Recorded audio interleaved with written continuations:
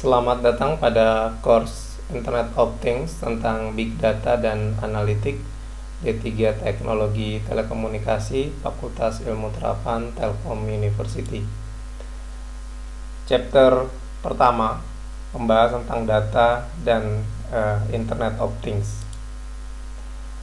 Section dan objektif yang akan kita tuju pada pertemuan kali ini adalah yang pertama 1.1 tentang nilai dari sebuah data, 1.2 tentang data dan big data, 1.3 tentang manajemen data. Baik, 1.1 tentang nilai dari sebuah data. Nilai dari data, jumlah data yang akan disimpan dan dianalisis semakin terus bertambah tentunya.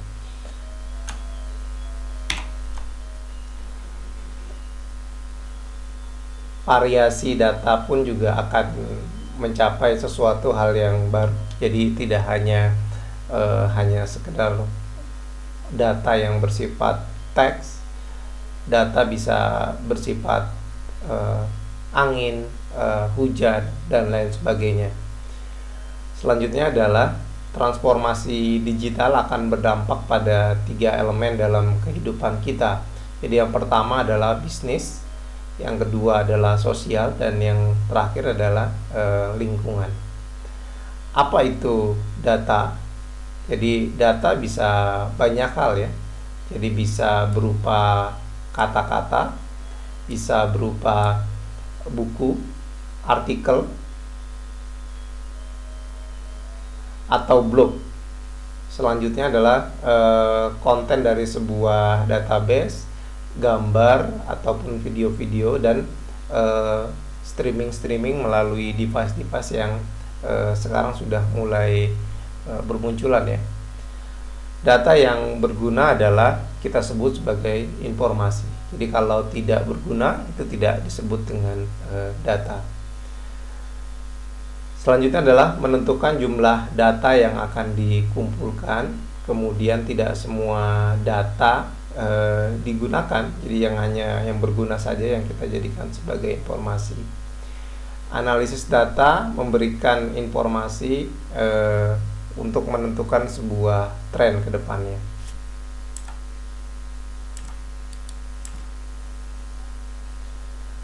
Kemudian adalah perkembangan data itu berkembang secara eksponensial. Jadi estimasi perkiraan pertumbuhan eksponensial. Jadi pertama ada 2 tipe. Yang pertama bersifat linear dan juga eksponensial. Ya hanya saja data berkembangnya itu menjadi lebih sangat cepat ya. Jadi tidak bisa dihitung secara linear.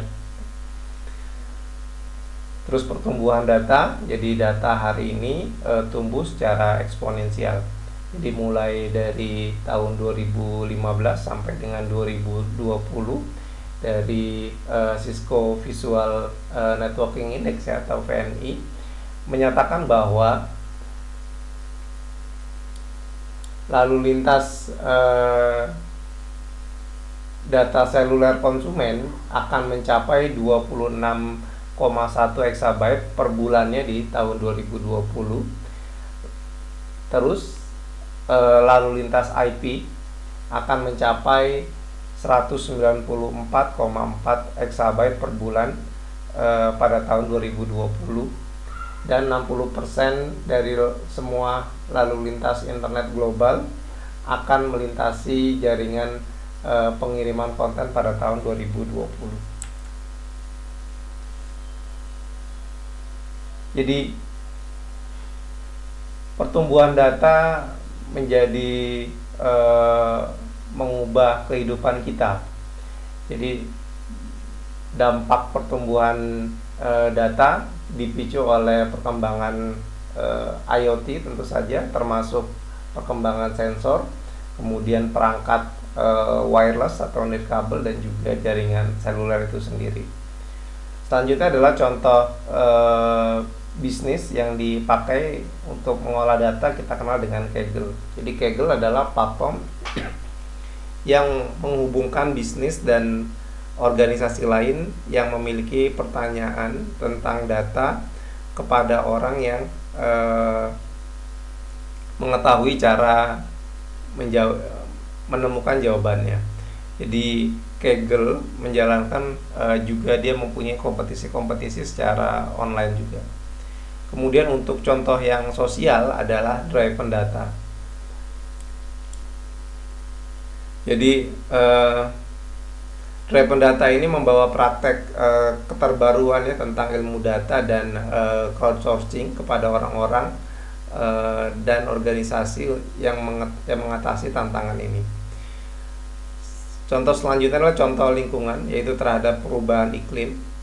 Jadi kemitraan antara NASA dan Cisco disebut dengan Planetary Skin, platform online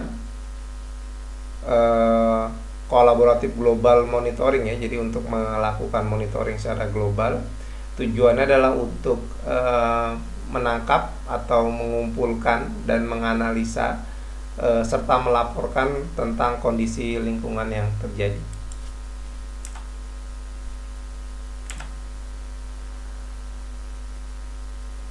Sementara definisi dari big data itu sendiri, jadi sebenarnya data itu menjadi sangat luas, cepat dan juga kompleks ya, sehingga tidak mungkin untuk disimpan, diproses dan dianalisa menggunakan cara-cara tradisional. Jadi big data sendiri mempunyai 4 karakteristik. Jadi yang pertama adalah volume, yang kedua adalah kecepatan, yang ketiga variasi, dan yang keempat adalah veracity, bisa kejujuran, bisa kebenaran gitu ya. Jadi untuk volume sendiri ini berkaitan dengan jumlah data.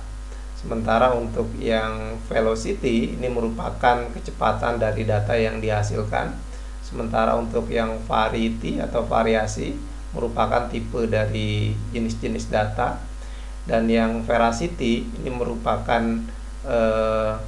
mencegah data yang tidak akurat. Jadi untuk memastikan data-datanya adalah yang benar dan yang salah dianalisa.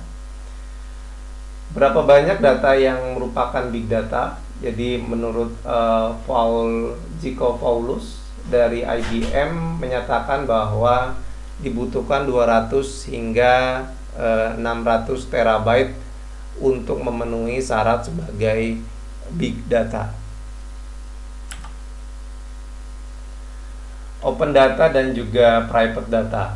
Jadi open data mendeskripsikan keterbukaan ya sebagai konten informasi atau data apapun yang bebas digunakan dan didistribusikan ulang. Jadi tanpa ada batasan hukum, teknologi ataupun sosial. Itu disebut dengan open data. Jadi datanya boleh kita gunakan. Sementara ada data lagi yang disebut dengan data private. Data yang terkait dengan ekspektasi privacy dan diatur oleh negara atau pemerintah tertentu. Apakah sifatnya konfidensial atau secret ya. Jadi boleh dibuka untuk umum atau tidak. Kemudian data juga dibagi antara structure dan unstructure. Jadi kalau struktur data yang struktur, data dimasukkan dan dipertahankan di dalam suatu objek atau media tertentu di dalam catatan atau file ya. Jadi mudah dimasukkan, diklasifikasikan, di query dan dianalisa. Nah, ini biasanya dibentuk dalam database relasional ya, atau menggunakan spreadsheet. Selanjutnya adalah tipe data yang bersifat unstructured data. Jadi unstructured data dia tidak memiliki organisasi, kita sebut juga sebagai data mentah. Contohnya adalah foto, audio, video, webpage, blog, buku, jurnal, white paper, PowerPoint, presentasi, PowerPoint, artikel, email, informasi dari wiki, word processing, dan berbagai macam jenis data-data lainnya. Gitu. Jadi perlu kita cleaning mana yang digunakan dan mana yang tidak. Kemudian data yang digunakan saat istirahat istilahnya ya, data at rest. Jadi data disimpan di lokasi fisik seperti hard disk atau server yang berada di dalam pusat data. Jadi dia mengikuti arah, dia menggunakan media penyimpanan, kemudian di analyze, di notify, dan di action ya. Kemudian data yang bergerak. Jadi kalau seandainya ini datanya disimpan di dalam hard disk, kalau data ini bersifat dinamis yang membutuhkan pemrosesan secara real time untuk menjadi data-data yang berguna ataupun yang tidak berguna. Jadi analisa dan tindakan terjadi lebih cepat daripada data yang menggunakan data-data yang bersifatnya sudah disimpan ya. Jadi data flow-nya analyze, action, notify, baru disimpan. Jadi kalau ini kan dia disimpan dulu, di analyze, di notify, baru di action. 1.3 tentang evolusi big data. Jadi evolusinya kita sebelumnya berarti kita kenal sebagai tradisional infrastruktur big data. Media penyimpanannya adalah server dan juga alat pemrosesan yang bersifat tradisional. Kemudian sistem data terdistribusi di seluruh sumber daya yang bersifat independen, kemudian digabungkan secara serial horizontal untuk mencapai skalabilitas yang diperlukan untuk proses yang efisien dari proses pengumpulan data yang besar. Ya, jadi modelnya akan ini secara perlahan-lahan ya. Karena datanya besar, dia ininya tekniknya masih menggunakan biasa. Kemudian ya caranya ya on-site ininya. Tempatnya kita harus lakukan on-site dan juga solusinya dengan menggunakan cloud computing solution. Kemudian basic data management teknologi, jadi dibagi menjadi dua. Jadi ada flat file database dengan file yang datar, jadi menyimpan catatan dalam satu file tanpa struktur hierarki seperti spreadsheet. Kemudian yang kedua, jadi ini contoh flat file ya, sementara disebut dengan relational database. Jadi menangkap hubungan antara kumpulan table ya, kalau database itu biasanya. Jadi untuk menciptakan informasi yang lebih berguna. Jadi relational database itu satu tabel dengan tabel yang lain saling berhubungan gitu. Jadi kalau seandainya ada satu stok di sini, misalkan stoknya ada 5, maka kalau ada di tempat lain maka di sini pun juga langsung berubah 5. Jadi kalau di sini berubah 4, yang lain langsung berubah 4. Kemudian ada teknologi basic data management, jadi ada relational database management system. Adalah teknologi database yang dominan tanpa adanya tantangan ya atau improvement lebih dari 30 tahun. Kemudian analisis big data menjadi semakin sulit untuk dikelola dengan menggunakan sistemnya relational database ini. Kemudian ada Hadoop Distribution File System, kita kenal dengan HDFS, merupakan sistem file terdistribusi dan toleran terhadap kesalahan yang dibuat untuk menangani volume data yang besar. Jadi sudah mulai dikenal dengan istilah Hadoop ya. Kemudian struktur data yang bersifat NoSQL. Jadi dibuat untuk membuat desain database lebih sederhana dan lebih cepat. Jadi dalam memenuhi tuntutan kecepatan aplikasi web. Selanjutnya adalah SQLite. Jadi SQLite adalah mesin database SQL yang sederhana dan mudah digunakan, yang merupakan database yang paling banyak digunakan di seluruh dunia. Kesimpulannya, Jadi data dapat berupa kata-kata dalam buku, kemudian dapat spreadsheet juga, foto, file, dan media streaming pada sebuah perangkat ya.